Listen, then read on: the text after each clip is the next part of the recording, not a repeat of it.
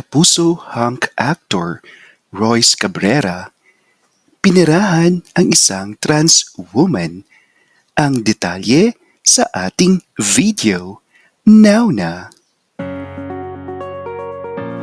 Ang 28-year-old, 5 feet, 6 inches in height, na dating Mr. Mapua Cardinals ay pinagchichismisan ngayon ng mga kapatid natin sa komunidad, lalong-lalo na ang mga trans women dahil sangkot siya sa pamimera sa isang trans woman sa katauhan ni Joaquin Dumagoso, anak ng dating Yorme ng Maynila na si Isko Moreno. Ang engineer turned actor na si Royce Cabrera ay isa sa pinaka-in-demand na actors ngayon sa GMA7 dahil sa kanyang angking talento sa pag-arte at itsurang Pinoy na pasok sa panlasa ng mga vaklushi, matrona at chismosang walang dilig sa tindahan ni Aling Nena. Makikita sa mga larawan ang pambubudol ng hunk actor sa isang trans woman. Pinaasa ng hunk actor ang trans woman na mamahalin hanggang sa pagtanda. Ngunit kalaunan ay iniwan din ito at pinagpalit sa isang tunay na babae matapos nilang pagkapirahan ng kanyang swangit na ina. Ang trans woman ay galing Japan at may naipon ding kaunting pera. Subalit ginubos ito ng walang hiyang luluki at ina nito. Galit na galit ang mga trans women sa sinapit ng kanilang kabaro, kaya nila pinutakte ang hunk actor na manggagamit at mambubudol na si Royce Cabrera.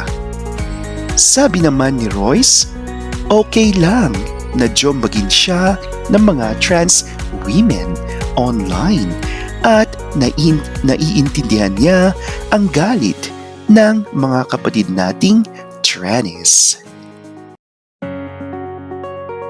Ang pambubudol ni Royce, the Dax actor, kay Joaquin Dumagoso, isang Trinella, ay nangyari sa isang episode ng Wish Ko Lang ni Kumaring Vicky Morales. Maliwanag po yan mga ka-Star Buzzers.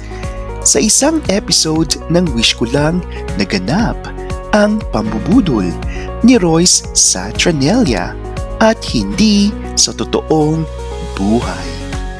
Maliwanag po yan mga ka-Star Buzzers, at kung sakali man na may luluking mambudol sa isang Trinella ay hindi ito katanggap-tanggap. Di ba nga ka-Star Buzzers? Saludo po ang inyong lingkod sa mga trannies na nanonood ng ating video na patuloy na lumalaban sa kanilang inclusivity sa mapanghusgang mundo. May ilan dyan na accepted ng kanilang mga pamilya at masaya tayo sa kanila. Meron ding mga tinakwil, and despite them being takwiled ay ninais pa ding mahalin at alagaan ang kanilang mga magulang. Mabuhay po kayo mga Trinellas at more oms sa inyo.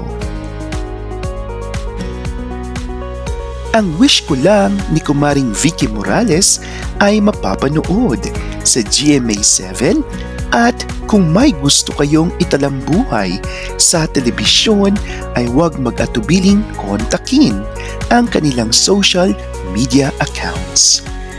Inuulit ko po mga ka-Star Buzzers, ang pamimera ng isang Super Dax na morenong si Royce Cabrera sa isang Trinella ay nangyari lamang sa episode ng Wish Ko Lang ni Kumaring Vicky Morales. Bago natin tapusin ang ating video, ikaw ka-Star Buzzers, bilang isang miyembro ng LGBTQ community, nanaisin mo bang makasama ang hot na hot at dark na ducks Pinoy na Pinoy hunk actor na si Royce Cabrera sa beaches ng LU o pipiliing mag-self-isolate na lang?